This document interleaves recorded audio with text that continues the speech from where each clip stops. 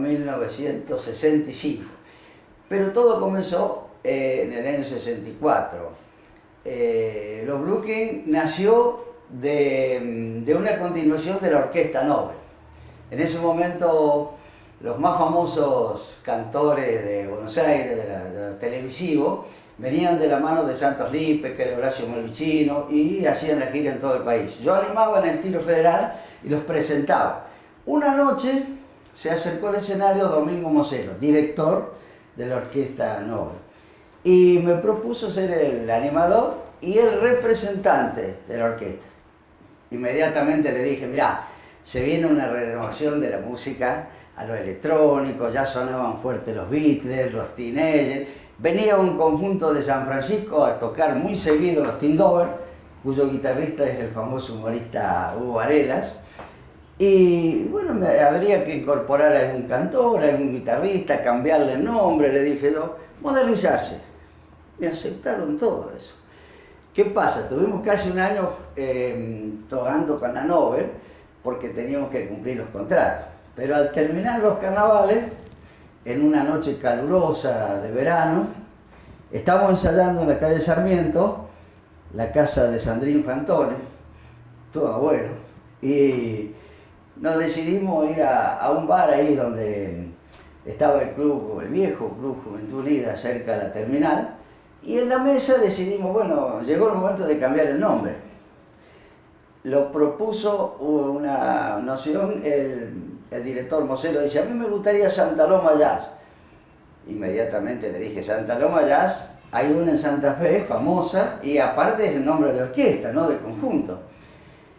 Ya teníamos incorporado a la guitarra, a cosas, entonces me preguntaron a mí, y a mí me salió los Blue Kings. No sabía de dónde lo había sacado, y así lo aceptaron. Eso fue en el año 1965.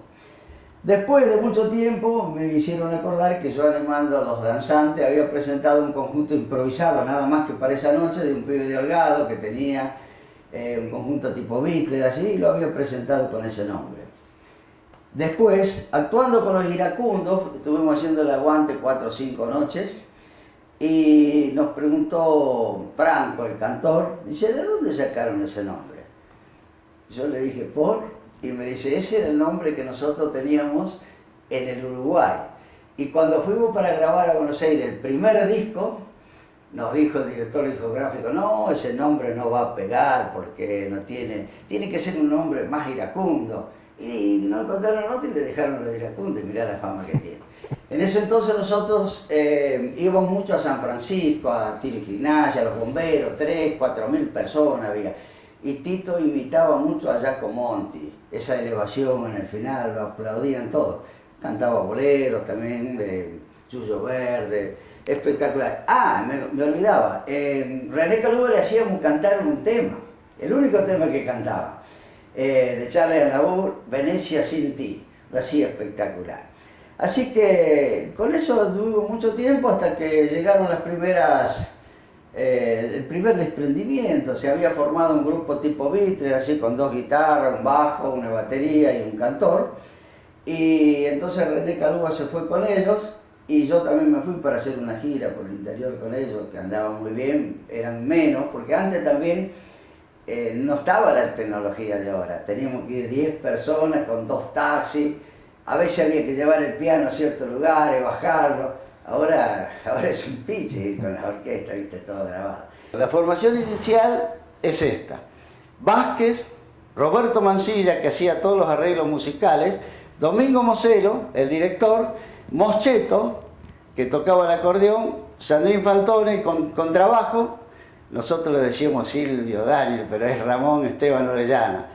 Yo, Adelmiro Cravero, Rossini con saxo, Fantone Jorge en piano y René Calúa en guitarra. Esta es la formación inicial. Fuimos a sacar esta foto, ya era muy moderna porque en aquel entonces la gente no se animaba a hacer todas estas contorsiones. Fuimos de Churi Bazooka y ahí arrancó con el nombre de los Blues. Tuvimos mucho éxito y después hubo muchas incorporaciones de brillantes músicos como Reinaldo Roviolo, cantaba Marito, pero eso es otra historia que te la van a contar los otros. Yo ingresé al grupo en el año 64. convocado por Roberto Mancilla, que era quien instrumentaba todo, que hacía la partitura, y por intermedio de Delmiro Cravero, que era el presentador de la orquesta en ese momento. Me fue a hablar a mi trabajo, que yo, si tenía interés, como que yo estaba haciendo folclore en esa época, tenía 14 años, ¿no es cierto? Y bueno, esa fue la forma que yo ingresé a la orquesta. Yo venía muy ligado por el tema de la familia, de mi papá, todo ese tipo de cosas que siempre estaban en la música. Entonces todos los ensayos que había, no me los perdía ninguno, me iba siempre a verlos. Y bueno, y tal es así que en uno de los ensayos, en el año 68, estábamos ensayando ahí en un local donde había un boliche, o sea, hace muy poco había un boliche, ahora está ya todo, por supuesto. Y entonces me dicen, estaba cantando un tema, en ese tema, un tema de los náufragos. Y Tito estaba cantando el tema y bueno, y es como que no le quedaba bien la rítmica para hacer la canción. Y yo estaba acostado arriba de unas fundas de la batería y lo estaba mirando. Y entonces, bueno, cuando Roberto Mancilla me dice, ¿no te animás a cantarlo vos? Y yo, sí, le digo. Y bueno, agarré el micrófono y lo canté así de una. Y eso fue, no sé si era un martes, jueves, me pusieron un saquito y el sábado me fui a cantar y canté el tema. Por ejemplo, en la primera selección del baile, después me lo hicieron repetir otra vez antes de terminar el baile. Y después al otro sábado ya con otra canción y así se fue armando el repertorio. Pero ese fue mi debut, pero así, ¿no? Fue algo muy loco, ¿viste? Porque empezó medio en broma. Claro, yo estaba ahí sentado, acostado, recostado, mirándolo a él, me sabía todo lo que hacía, cualquier instrumento, todo, y bueno, cuando me llamó Roberto, pero Roberto me lo dice así, en una forma así como diciendo, bueno, cántalo vos a ver si sale.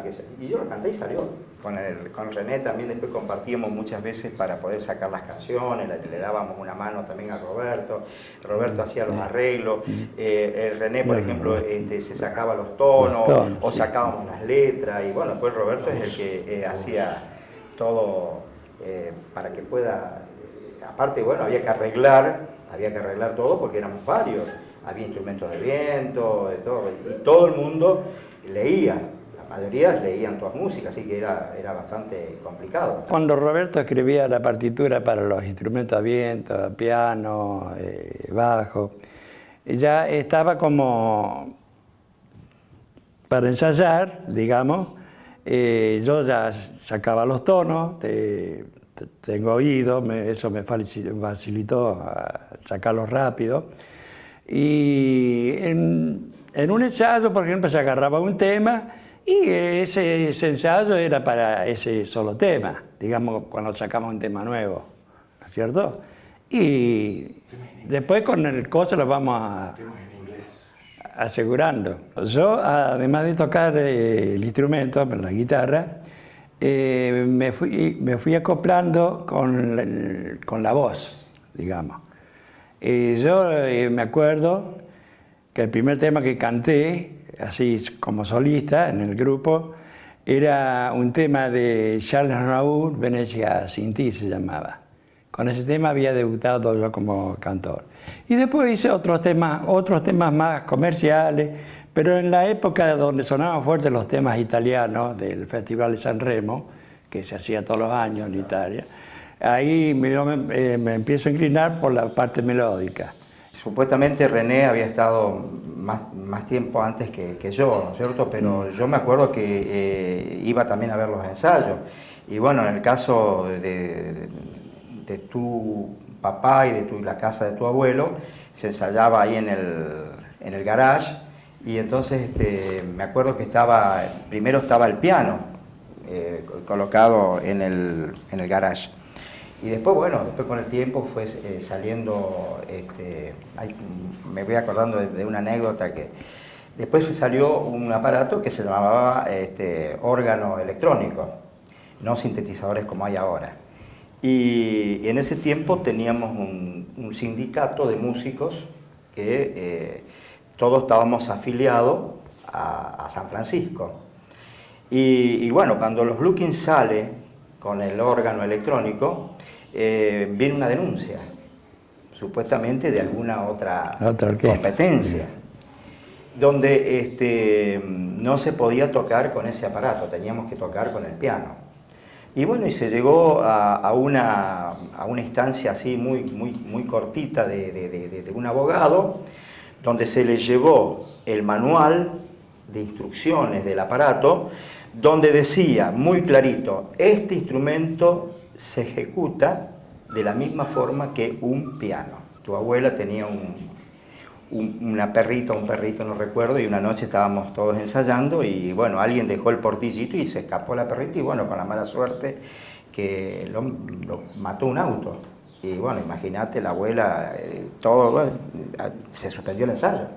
Se suspendió todo el ensayo, todo porque bueno, era... Sí, había una revolución. Una mascota. La mascota, imagínate vos, ¿viste? Bueno, aparte... Nosotros veíamos que la abuela estaba en un mal momento y ese mal momento lo vivía tu papá, lo vivía el abuelo, entonces bueno, decidimos dejar todo y nos fuimos. Me acuerdo que nosotros íbamos muy seguido a tocar a bomberos, que estaban de moda en ese entonces los temas de Giacomo Monti.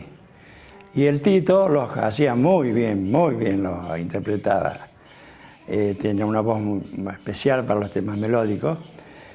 Y me acuerdo que en el show de la presentación, cuando anunció la orquesta, los Blue Kings, qué sé yo, que en el momento que salió corriendo de atrás del escenario el Tito, Silvio Daniel era el nombre artístico, y pasa cerca a mí y yo sin querer le piso el zapato.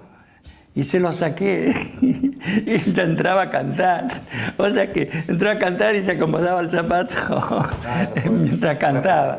Esa fue una anécdota que nos despansamos de la risa después. Siguiendo un poquito la anécdota también del René, en otras noches, por supuesto, Bomberos de San Francisco tenía un locutor oficial. Oficial, sí. Y trabajaba en la radio ese hombre. Y bueno, y el René estaba con su guitarra y tratando de registrar el sonido en su equipo.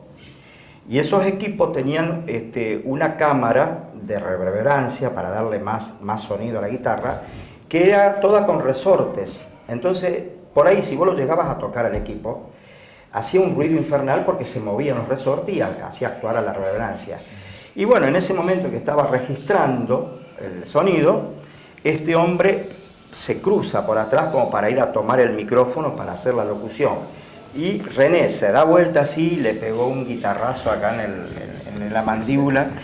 Y imagínate vos el ruido que hizo el equipo, impresionante, ¿viste? La gente se dio vuelta toda vez. Y lo más lindo es que este pobre hombre, ¿viste? Se hizo así y agarró el micrófono y tuvo que hacer la locución. Imagínate vos el guitarrazo que le pegó con la punta del mango y doloroso. Cuando yo comienzo con esa canción de los náufragos que te decía. Pero estaba poniéndose de moda en nuestros boliches, esas cosas, los temas en inglés. Bueno, empecé, porque todavía no estaba de novio, empecé sacando la fonética a través de los radiograbadores. Y bueno, y escuchaba, imagínate que no tenía idea lo que quería decir. ¿Viste? A veces me daba vergüenza porque venían chicas que hacían pasantías, venían a Morteros, y claro, nosotros íbamos al Tiro Federal a las 9 y las chicas que venían de Estados Unidos, ¿sabes? Y bueno, y miraban ahí, habrán dicho, ¿qué canta este tipo? Toda la fonética. Después, bueno, ya a los 2 o 3 años nos pusimos de novio con Analía, mi actual esposa, y Analía ya sabía inglés, pero fue peor para mí todavía, porque Analía me enseñaba, me escribía y me enseñaba la pronunciación. Entonces yo al final decía good morning, todo así todo muy, imagínate vos, ¿viste? Sí, muy bien. Y bueno, eso era algo, y bueno, y así, y estábamos con una pica, porque vos, los celos que había musicalmente en la zona era muy grande. Sí, Muy, entre muy orquesta grande. y orquesta, sí. Muy grande. Y te digo más, hasta a veces agresivo. Y hasta muchas veces, por ejemplo, cuando éramos 2 o 3 grupos, siempre había algún grupo que el cantante no llegaba hasta tal hora o tenía la abuela enferma o algo por el estilo. ¿Y sabes por qué era esa chicaneada? Para que uno entre primero, porque había poca gente. Entonces esos grupos después entraban últimos. Yeah. Así que bueno, una infinidad de cosas que nos vamos acordando. ¿Viste? Y con la pica que te decía, con Somebody, era el cantante que hacía las partes de inglés de una orquesta que se llamaba Jazz Continental de Freire. Entonces siempre, viste, por ahí teníamos, ¿viste? Yo era más jovencito, cantaba en inglés, era más grande. Sí. ¿Viste? Inclusive también existía quién habría, por ejemplo, la segunda parte de un baile, el tema de la canción. Claro. Ese era lo que impactaba. Y te digo porque acá todavía yo tengo mucha gente amiga que a veces me dice, nosotros íbamos al 9 o íbamos al tiro y queríamos ver con qué tema entraban ustedes y con qué tema entraba, por ejemplo, Kilimanjaro de Suárez. Sí. Y ese era un poco. ¿Y qué hacíamos nosotros? Fíjate vos, el Roberto era un tipo muy, muy visionario. En aquella época no había redes, no había nada de sociales, no había nada de eso. Entonces, ¿qué pasaba? La gente tenía un solo canal para ver, que era Canal 13 y algo de Canal 12. Sí, cuando se veía. Cuando se veía. Y todo se manejaba a través de Radio Universidad de Córdoba, porque LB3, la música que pasaba en LB3 era otra cosa, nada que ver con la universidad. Entonces cuando se hacían los festivales de la canción, por ejemplo de Italia, que recién comentaba, pasaban el Festival de la Canción de Italia, del Sanremo, y pasaban el Festival de la Canción de Buenos Aires. Entonces, por ejemplo, nosotros tratábamos de grabar esa canción y a la semana ya la hacíamos. Claro. Para que la gente, por ejemplo, lo primero que decía, mirá, los Blue Keys entraron con el tema que ganó el Festival de Sanremo. Sí. O buscaba, por ejemplo, si había algún tema que pertenecía a una novela. Casi todos hacíamos los mismos temas. Nomás el tema era quién lo hacía antes. Claro, exacto. Ahí estaba la cuestión, porque al final sonaban los mismos temas en todo el país, para todo el mundo. Y si vos querías estar actualizado, tenías que hacerlos a todos. Y todas las orquestas se preocupaban por... Ahora, por ahí a orquestas más tradicionales, qué sé yo, que eso no les importaba tanto. No les importaba, exactamente. Como ser la Continental, sí. la Aria. Ellos tenían un repertorio, ellos claro. Eran incluso más jazzistas, tenían también muchos instrumentos a viento, y qué sé yo. Eso no lo tenía muy en cuenta el tema del repertorio, digamos. Sin dejar de ser muy buenas orquestas, ¿no? Por supuesto. Ya cada uno empezaba a imaginarse, a tratar de poder, digamos, buscar la forma de impactar hacia la gente. Entonces nos hacíamos, por ejemplo, habíamos comprado, me acuerdo que se había comprado la luz negra, que le decíamos nosotros, que al tener una camisa blanca te hacía todo color violeta. Los dientes te aparecían todo color violeta, así la misma luz, entonces teníamos al frente... Eran ultravioleta. Y cortábamos el efecto con algunas luces de colores, pero claro, los focos de colores no venían. Entonces teníamos que a veces pintarlos y nos hacíamos con unos tarros de 5 litros de aceite, nos hacíamos el reflector, poníamos en el fondo del tarro, como era bien plateado, poníamos el portalámpara y el foco pintado. Pero eso se usaba con algunas teclitas, porque si vos lo dejabas mucho tiempo, empezaba el humito de la pintura. Así que ese era todo un tema. Bueno, después ya apareció Pepe, con las diapositivas y con todo ese tipo así. Sí, bueno, sí, con otros adelantos. Todo se fue armando así, entonces apagábamos todas las luces, a veces relegábamos con algunos clubes que, por ejemplo, apagaban al frente Sí. y no apagaban al fondo. Y entonces Sí, no por ahí te- te apagaban la luz del escenario. claro. Sí, cortaban la corriente. Claro, exactamente, muchas veces pasó eso, que estábamos todos preparados, vamos, y cuando empezábamos, ¡pac!, la luz cortada. Claro, el tipo que tenía que cortar la luz cortaba hasta los tomacorrientes del escenario, todo. Así que quedábamos todos, nada. O sea, yo en los Blue King no lo tomo como, digamos, como comienzo, porque fue un solo baile. Yo habré tenido 12, 13 años. Entonces, bueno, me gustaba el saxo, bueno, mi papá me había conseguido un saxo y me habían escrito, Roberto me había escrito 2 temas, o sea, arreglos compartidos con los otros instrumentos, ¿viste? No era que yo hacía de solista. Y hasta me acuerdo que era un tema que se llamaba Susurrando, un tema clásico de jazz. Foxtrot, un foxtrot. Y entonces, bueno, debuto en Tiro Federal. La primera vez que venían los iracundos. Claro, yo ya te digo, mi voz era muy finita, entonces cuando en un momento uno de los iracundos, no recuerdo quién era, Franco, pregunta, ¿de quién es ese saxo? Ese saxo es el mío. Así. Y bueno, y eso fue un motivo de que hoy todavía, cuando me encuentro, ¿viste?, con ellos, siempre se acuerdan de esa anécdota.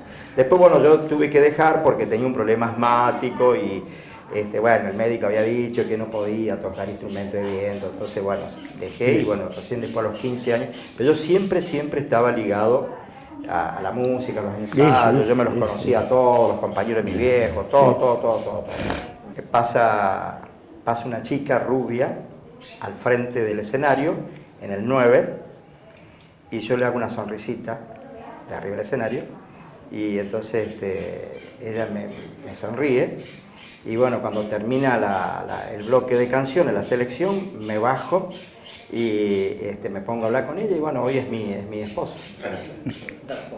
Muy bueno, Hoy es mi esposa. Así que bueno, para mí fue todo, y lo sigue siendo, porque, viste, tuve la suerte de poder continuar, de poder estar en otros grupos, de estar ahora con mi hijo, con Juliano, seguimos, y bueno, el otro día, hace, qué sé yo, ponerle un mes, ni tampoco, estábamos tocando en el lugar donde yo debuté, que es en Colonia Iturraspe, ese fue mi primer baile. Y estábamos sentados, estábamos cenando con Juliano, y se levanta un señor de la otra mesa y me dice, cantante de los Blue King, yo soy de San Francisco, vos cantabas en los Blue King en Bomberos. Así, tal cual. Cantante de los Blue King, dice, yo me acuerdo de eso. Dice, decime la verdad, ¿es así o no es así? Sí, digo, es verdad. ¿Viste? Yo le estaba diciendo, dice, recién en la mesa. Bueno, después me llevó a la mesa, tuve que hablar, ¿verdad? Pero así de una, ¿no? Mi primer baile fue en Balnearia, me acuerdo. Que un viaje largo, llegué medio atontado, porque a mí me hacía mal viajar. Incluso si yo iba en el auto tenía que ir adelante, porque atrás me producía vértigo, mareo, así y había camino a tierra todavía. No era la ruta, qué sé yo.